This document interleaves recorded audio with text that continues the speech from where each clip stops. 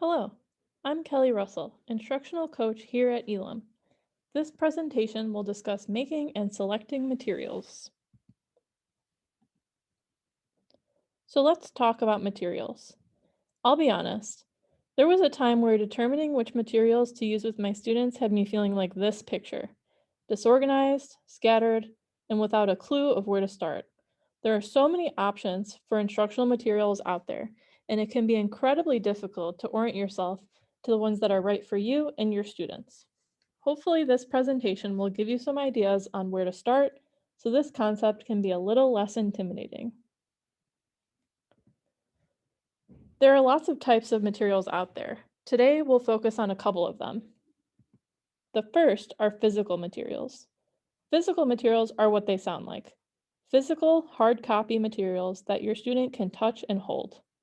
Think file folders, worksheets, task boxes, sorting or matching activities, and etc. Here's an example of a common physical material you may have seen or used here at Elam.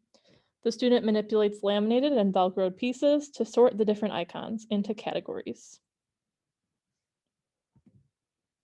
Another type of material we'll discuss are digital materials. These materials allow your student to complete a task using technology, typically on an iPad or computer. Often similar tasks can be done using physical materials and digital materials. We'll look at a couple of examples of digital materials.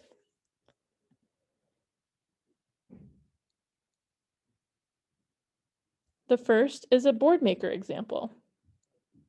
The student uses the mouse or touchscreen to sort items into categories.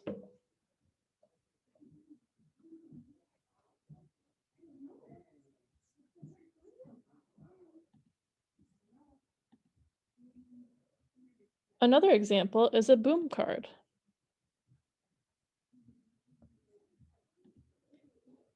The student answers the question on the screen by using the mouse to click or the touchscreen to touch the correct answer.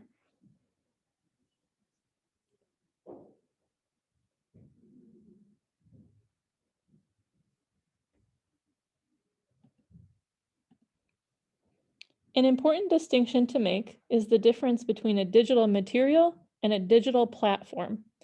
Digital materials allow the student to engage in a specific task and apply a skill. The previous examples shown were digital materials. A digital platform is something that houses digital materials. Seesaw would be an example of a digital platform. Students can log into Seesaw and complete a variety of digital materials, including BoardMaker, Boom, PowerPoints, interactive PDF worksheets, and more. Seesaw is simply the platform that stores the materials. Like I mentioned, you can often teach the same skill via a physical material or a digital material. Which one you choose is likely going to depend on your skill level in creating materials and your student's skill level in engaging with those materials. So why is material selection important? There are a few reasons, and hopefully keeping these reasons at the forefront of your mind will help you choose the right materials for your students with ease. Materials should teach what you want them to teach. Consider your intended outcomes before selecting what materials you will use. For example, let's say you want your student to sort items into categories. You would want to make sure your material has items for the student to sort and categories for them to sort into. You'd likely not want to use a matching activity, for example, as that would target the skill of matching instead of sorting.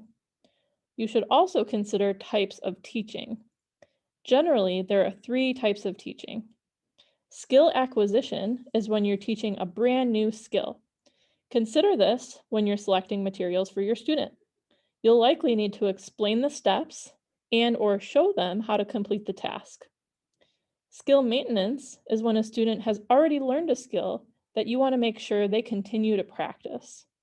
Materials that target skill maintenance should be completed by the student completely independently since they've already learned the skill.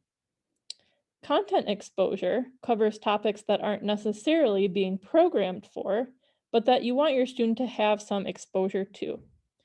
For example, perhaps this month's science topic is states of matter. You might not be concerned as much that your student can differentiate between solids, liquids, and gases, but you want them to work on raising their hand, taking turns with classmates, and or staying seated during a group lesson. In that case, you're exposing them to the content of states of matter, but the skills that you're working on are not the skills that you're programming for. Prerequisite skills are skills that are components of a larger skill or task. Prerequisite skills are important to consider when choosing materials for your student because they can help or hinder your student's success. For example, if you want your student to give the correct dollar amount when told the price of an item, but they're not able to count or identify numbers, they will likely not be able to be successful in the task. Counting and identifying numbers are a prerequisite skill for giving the correct dollar amount. You might be asking how you would know if your student has the prerequisite skills for a task. One way to find out is to complete the task yourself and identify the components that are involved in completing the task. By doing this and knowing your student, you might be able to identify areas or components of the task that are not in your student's repertoire. Another way you can determine if your student has prerequisite skills would be to assess the skill. Simply present a portion of the task to the student and see how they do. It's important when assessing a skill to refrain from giving feedback or correcting errors. You want to know how they do on the task without your help, since the ultimate goal for our students is for them to be independent in completing tasks and acquiring functional skills. So what if your student doesn't have the prerequisite skills for the task you wanted to teach? You might consider shifting your goal and teaching that prerequisite skill. So if your original goal was for your student to give the correct dollar amount for a priced item, but they didn't have the prerequisite of counting money, you might decide to scale back and teach that prerequisite skill of counting money. Consider your team members when you're thinking about identifying prerequisite goals. We're lucky to be surrounded by professionals from so many disciplines that all work together to help our students develop and learn these skills. You can ask your classroom teacher or ask other related service providers on your team to help you program for targeting prerequisite skills. The material selection process has 4 general steps. We've covered most of them already. First, identify the skill. Second, determine your intended outcomes. What do you want your student to learn? The third step is to consider prerequisite skills. Last is to decide what type of material you'll use. Less is more. There are lots of materials out there, and it can be tempting to want to make or use the most flashy materials with all the bells and whistles. You can make materials fun and interesting without making them over the top.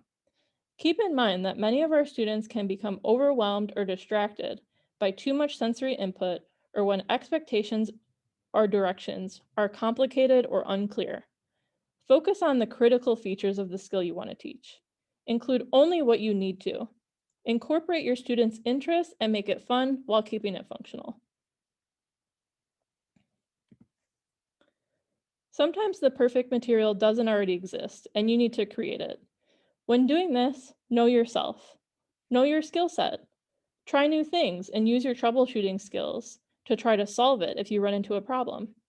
Start simple and grow your toolbox as you gain confidence and become comfortable. Balance your gives and takes. Approaching someone with a problem without ideas or the willingness to work together to determine a solution is ultimately taking from your team. We are a learning and sharing community. When you learn a new skill, you should share it with others. If you try something and get stuck or are unsure, ask for help or feedback. Communicating your needs in a clear, concise manner is giving back to your team and school community. Let's look at an example. First, I'll identify the skill, sorting items by color. Next, my intended outcomes. My intended outcomes are that my student will be able to differentiate items based on their color. Third, consider prerequisite skills. We'll say my student knows their colors and can identify items that share features. Last, I can decide what material to use. Here are two examples of materials I could select to teach this skill. One is a digital material, where the student sorts pictures by color in a board maker activity. The other is a physical material, where the student sorts colored blocks to sheets of colored paper. They both address the same skill, and they both will give me the same intended outcomes of sorting items by color. These materials would be non-examples for this scenario. My identified skill is sorting by color, and my intended outcomes are for my student to sort and differentiate items based on color. These materials target matching colors by identifying similarities.